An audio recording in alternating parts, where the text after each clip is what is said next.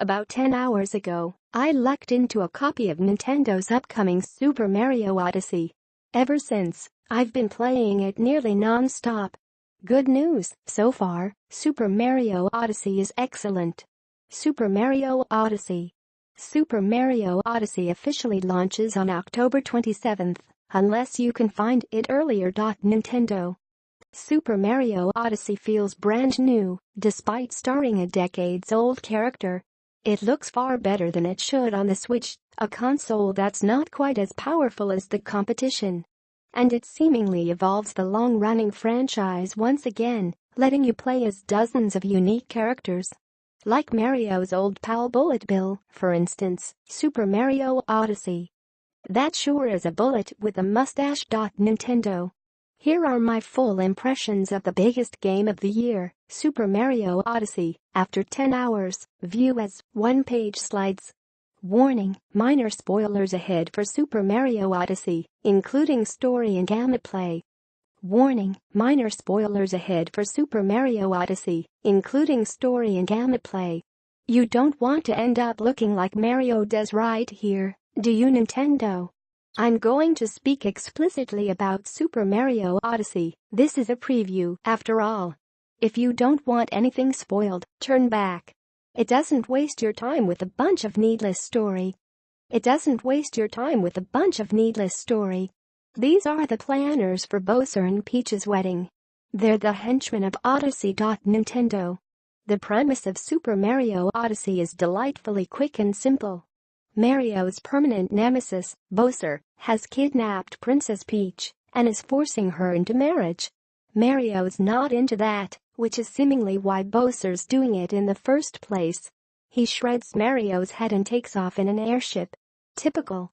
But also whatever, right? How much motivation do you need to take out a villainous turtle dressed like a pimp? Super Mario Odyssey. Relax, all of this plot setup plays out in short order. Odyssey jumps right into the action. Nintendo.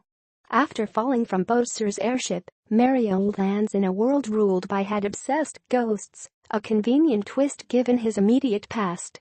One such ghost hat, named Cappy, befriends Mario and offers to team up on a mission to save their respective significant others. What that means for playing the game is that you can start throwing around Mario's hat pretty much immediately. And that's great, because that's the new element at the heart of Odyssey. Mario can capture and inhabit various things, both living and not. Before I've fought a boss, or even found the all-important airship, named Odyssey, that Mario uses to travel from kingdom to kingdom, I'd captured a frog and done some insane things. My first capture, the frog. Mario goes through a kind of metaphysical tunnel when he captures something with his hat. It's weird, Nintendo. The world of Odyssey, like Super Mario 64 before it, is a mix of friendly and hostile characters. The frog is seemingly neither. It exists to be captured so that Mario can jump super high. Like so, Super Mario Odyssey. Playing as the frog above, I leapt massive heights. I remembered areas I couldn't reach before and retraced my path to find secrets. I spent time acclimating to how entirely different it felt to play the game as this frog rather than as Mario. It's important to recognize that this capture ability means you can play as literally dozens of unique characters, each with their own abilities. That's no small feat, and, more importantly, it's a huge change to how Mario traditionally has worked. In Odyssey there are no power-ups, but there are dozens of things that Mario can become. I played as Dinosaur Mario, and as Frog Mario, and many more. You can capture at least 52 different things, from Bullet Bill to boulders. I played as Dinosaur Mario, and as Frog Mario, and many more. You can capture at least 52 different things, from Bullet Bill to boulders. Here's an absurdly tall stack of Goombas I made. Nintendo. The standard Mario vocabulary must be thrown out for Odyssey.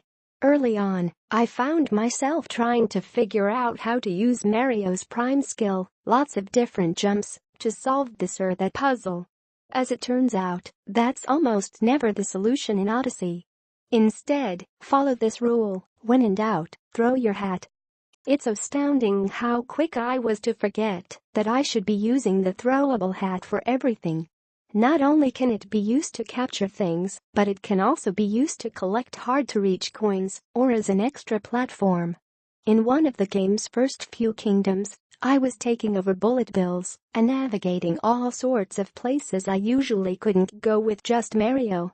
Though the camera angles can get a bit iffy while controlling non-Mario characters, it's beyond worth it for the ability to fly around as a long-standing enemy of Mario.